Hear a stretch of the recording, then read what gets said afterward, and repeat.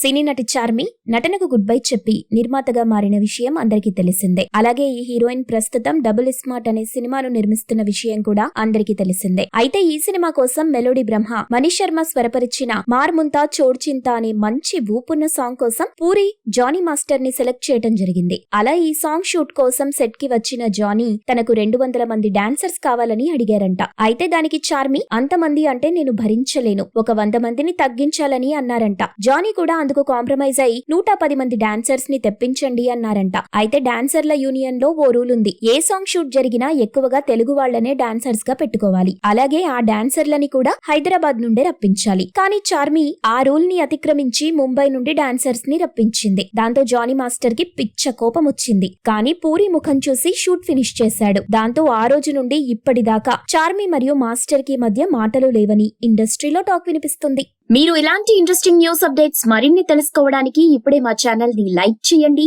Follow చేయండి, subscribe చేయండి.